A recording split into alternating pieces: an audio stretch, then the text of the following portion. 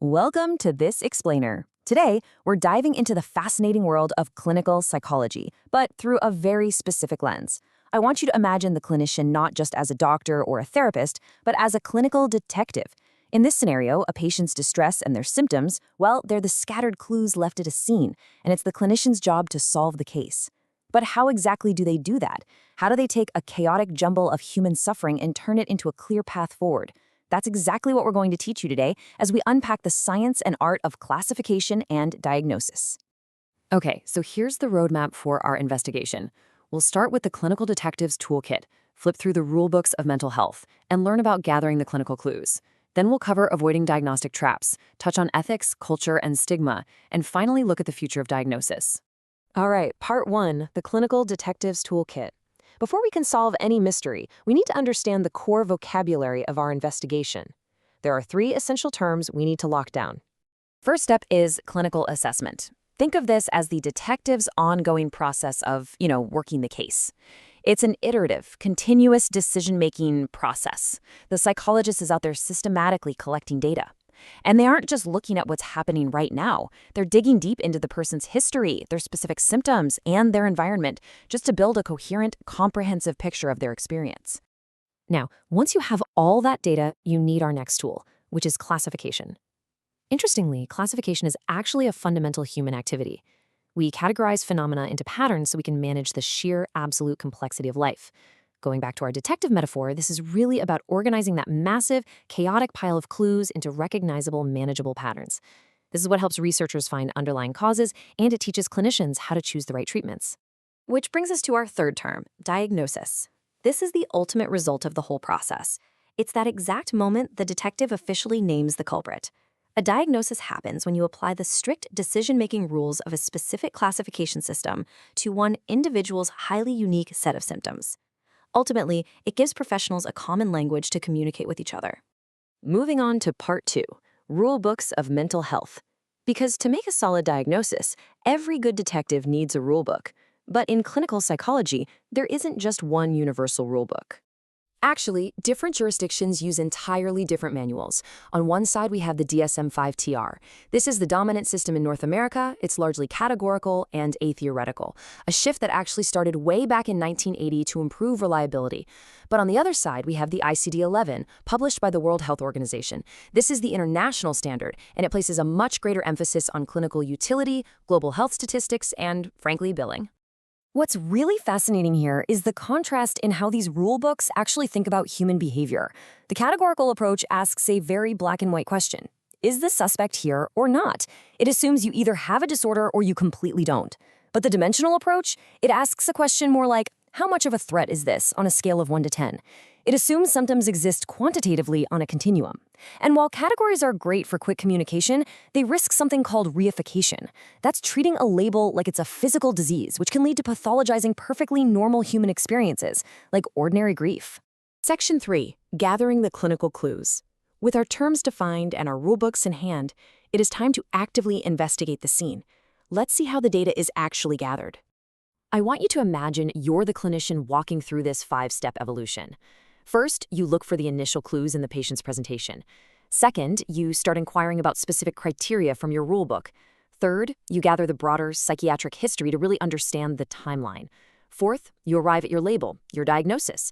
And finally, step 5, you determine a prognosis. This is a probabilistic estimate of the patient's future course. So, what's in your toolkit? You have quite an arsenal to gather these clues. The clinical interview is your most common tool, ranging from unstructured, free-flowing conversations to really rigid, semi-structured interviews that improve reliability. You'll also conduct a mental status examination where you systematically observe their appearance, speech, and thought processes.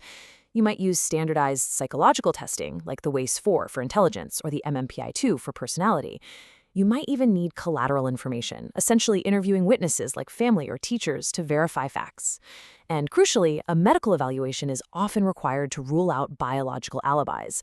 I mean, a simple thyroid issue can perfectly mimic the symptoms of severe depression. Crazy, right? As you gather these clues, there is a vital truth in clinical psychology you have to remember. Comorbidity, which is the co-occurrence of 2 or more disorders, is actually the rule rather than the exception. A single, isolated diagnosis is pretty rare. you're going to frequently find multiple culprits operating together at the scene. But here is a really difficult question. What happens when the detective's gut intuition is just completely wrong? Even the absolute best investigators have blind spots, which brings us to a critical pivot in our explainer. Part 4. Avoiding diagnostic traps. The human brain loves a shortcut, right? We naturally look for quick patterns. But in clinical psychology, taking a mental shortcut can derail the entire investigation and lead to the wrong treatment. This sets up a classic battle between human intuition and hard data. On one side, subjective clinical judgment feels right, but we know it's highly vulnerable to human bias. On the other side, we have actuarial or statistical prediction. This is data-driven and mathematically calculated. And here is the fascinating part. Research consistently shows that the cold, hard statistics of actuarial prediction are far more accurate than a clinician's subjective gut feeling. This is exactly why evidence-based assessment is so absolutely crucial to teach and implement. When you rely entirely on your gut, you fall into traps. Two major false leads are confirmatory bias and diagnostic overshadowing. Confirmatory bias is when you get a hunch early on and then you only search for information that proves you right, completely ignoring the data that proves you wrong. Diagnostic overshadowing happens when one prominent characteristic of the patient completely distracts you. It causes you to miss other vital clinical issues entirely. Moving on to Section 5. Ethics, culture, and stigma. Because getting the diagnosis wrong isn't just a statistical error on a piece of paper. It deeply affects a real person's life. The danger of labeling is profound. When a person is defined by their disorder, it can severely impair their self-esteem and their social functioning. Plus, we absolutely must acknowledge historical biases in diagnoses. For example, diagnosing a loud Black client with borderline personality disorder based solely on pathologizing their cultural expression, that isn't just a bad investigation, it's a failure that creates lasting stigma. This is exactly why cultural competence and tools like the cultural formulation interview are considered mandatory requirements to teach and practice in the field today. Finally, Section 6, the future of diagnosis. Let's look ahead. How is the art of the clinical investigation evolving as we learn more about the human brain and as technology advances? Well, our detective is getting a high-tech upgrade. On the frontier of clinical assessment, researchers are exploring dimensional models. They're looking for a single general psychopathology factor, often called the P factor, that might underlie diverse symptoms. We're also seeing a massive shift toward precision psychiatry. This uses research domain criteria, or RDoC, to perfectly merge biological and psychological markers.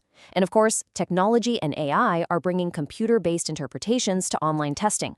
But remember, even with all this advanced tech, trained clinicians are still absolutely required to review the data to ensure it's accurate to the specific individual sitting right in front of them. Which leaves us with this final thought. As we rely more on algorithms, massive data sets, and broad scientific trends to classify human suffering, how do we maintain our sensitivity to the unique individual? How do we ensure we still see the complex human sitting in the room? The best clinical detectives of the future won't just be the ones with the best algorithms. They'll be the ones who know how to teach and apply those tools without ever losing sight of the person at the center of the mystery. Thanks for joining me on this explainer, and keep asking the right questions.